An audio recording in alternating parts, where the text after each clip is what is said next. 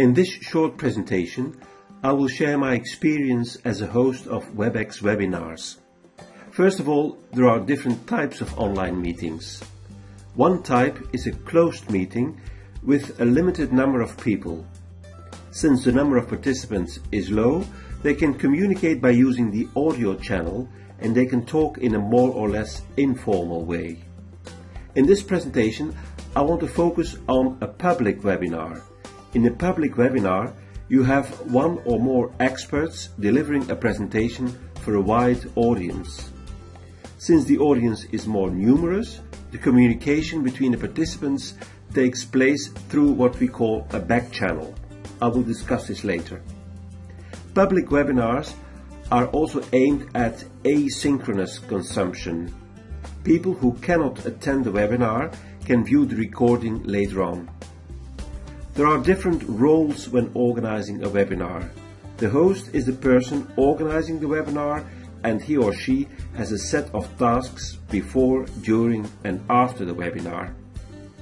The presenter or the expert is the one who delivers the content of the webinar. Sometimes the host is assisted by panelists or poll managers. The assistants perform specific tasks like managing the chat line or polls. In more complex Webex meetings, panelists can also be in charge of breakout rooms. A good preparation of the webinar is crucial for its success. The host needs to have a short training session with the presenter before the webinar. It is important to have a short rehearsal inside the Webex environment and have a test of the internet connection and the hardware. The presenter needs a good headset with a microphone and also a webcam. Also, the presentation itself needs to be tested. I will tell you why. First of all, I must say that a speaker has several options to deliver the content. The presenter can use a PowerPoint. He can share his computer screen so that all the participants see the desktop of the computer of the speaker, who then can open programs or go on internet. A presenter can also use uploaded videos, and in the Webex environment there is also a whiteboard and a built-in polling system. Here are some tips and tricks. To be honest, a simple PowerPoint works best. Avoid PowerPoint animations, like sentences or words that fly in. The host must check the presentation when rehearsing with the speaker. Videos are not always the best option. Very often some participants don't see the displayed video or just parts of it. Also, something to remember is that URLs in the presentations are not clickable, so it doesn't make sense to share a web link like this one. One option is to add the link in the chat box, where it is clickable for the audience. Another option is to change the link into a bit.ly link and give it a meaningful name. Sharing a computer screen works well, but it takes some time to make the switch. Webinars run smoother when you just can stay in the Webex environment and not hop over to the computer of the presenter. The use of polls make the presentation interactive, and they are a must for a presentation. Unfortunately, in many cases users of a tablet cannot take part in a poll. Before the webinar, the host also needs to communicate with the potential audience. Participants need to register, and later on you can send the link to give access to the web conferencing room. We will soon have a look at the registration form. The participants need to be reminded about the event a few times. Don't forget to check the last-minute applications in case you leave the registrations open. And of course, the event needs to be promoted. The registration form can, for instance, be created with Google Forms. It should contain all the necessary information about the event, like the topic and speaker, the date, time and duration. As a host, you need to collect all the necessary data, the name, email and organization of the applicant.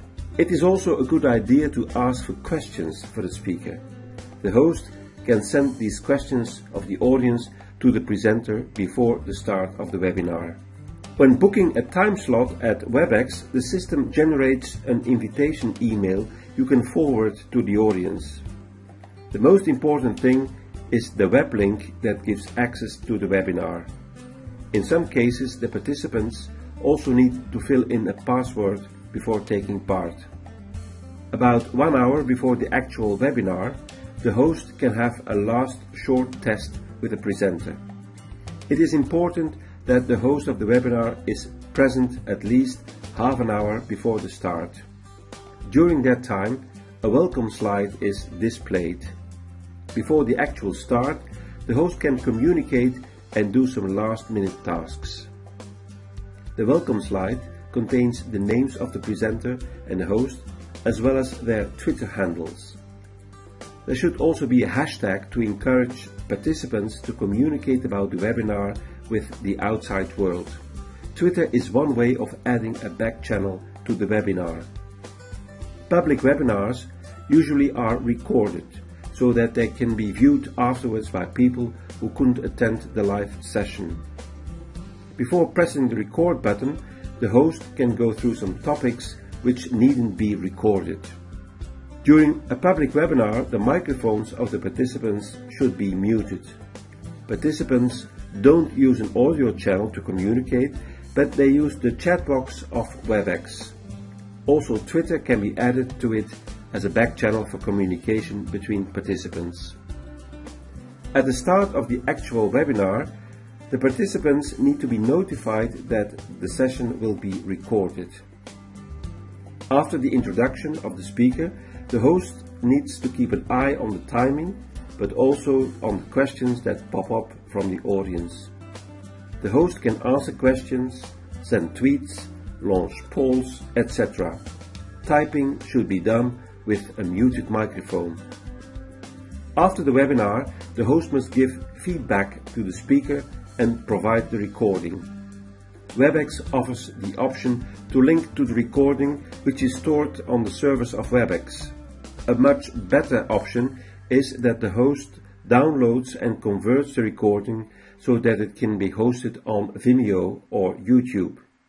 In that case, the recording can be embedded as a video clip on a platform like the TwinSpace. The host can also distribute certificates of attendance or organize an evaluation survey.